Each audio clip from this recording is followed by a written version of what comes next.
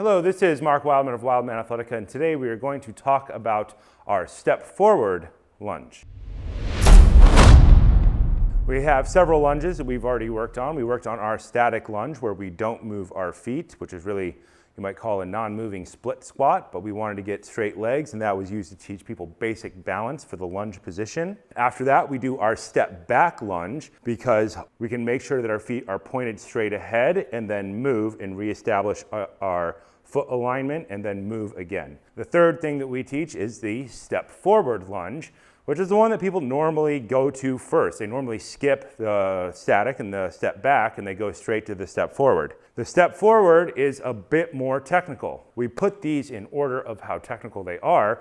When you step forward, you need to be very aware of your foot position because what we don't want to do is step forward with an external rotation if you have a collapsed arch and then press into that and try and step through it, because people's knees do weird things and the arch of their foot does weird things. When the goal of training is to make less problems, not make more problems. So if you don't have good foot alignment when you're doing step forward lunges, over a long period of time, you can cause problems.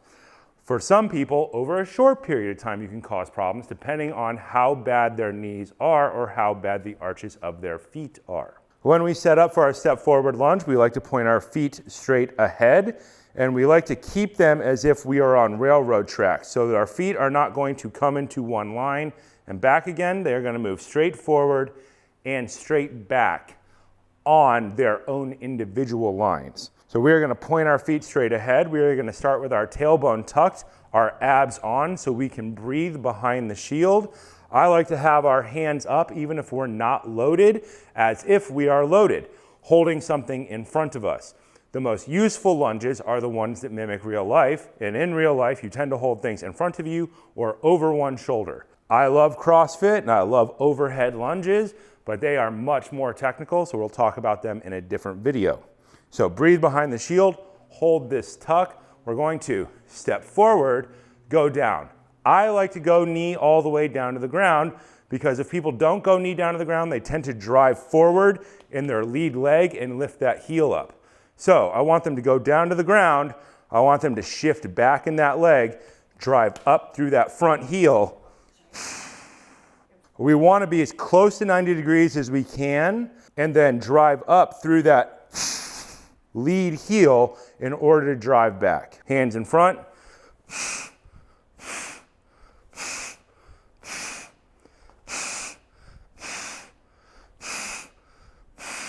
I like to do a double breathing technique on this because I tend to use a step forward, step back lunge as a high rep exercise, usually setting 90-second timers or something like that. So I like to exhale on both the force absorption and the force generation for each rep. Because anything that's a high rep thing, I want to breathe more and I want to breathe on a specific pattern so I can make sure that I'm getting enough air. I want to remove a lack of oxygen in the system from the equation by breathing as much as possible.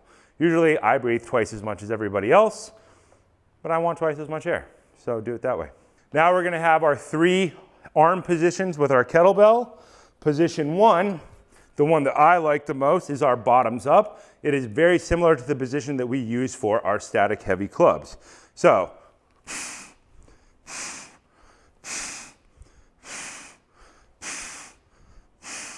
at the bottom, we want to make sure that we're not lifting our rib cage and dumping our back. If we do, then we'll get lower back pain when we press up. Push that rib cage down, tuck the hip bone underneath. With our kettlebell movement, we want our arms to be at 90 degrees. We want our elbows to be as close to our body as possible. We don't want to have elbow kick out in any way because that's going to cause a lot of weird bouncing in the upper body. Second variation is our bottoms up. We're going to look through the window of the kettlebell. Same thing, elbows as close together as they can be.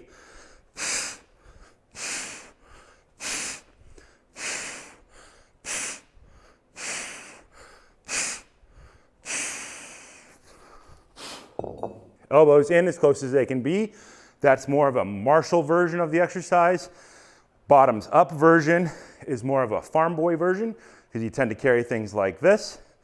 This version is more of a fighty version because it allows you to create that closed pack position and learn to keep the core on in a different way. And now the third version is our rack position, which is going to be rack left side, rack right side, and each one of those has an ipsilateral and a contralateral variation. And you can use those to solve specific problems that you come across. Rack position up, keep that tuck underneath, the glute is on at the top. Find if you're out of position at the bottom, drive back so you can breathe behind the shield, drive up.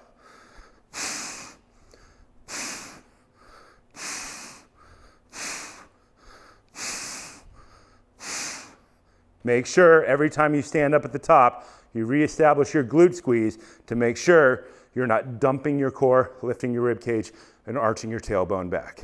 On this exercise, the distance of your step is going to change very slightly each time. On the step back lunge, see the previous video, it's very easy to control how big the step is. On a step forward lunge, it's going to vary in and out about 6 inches.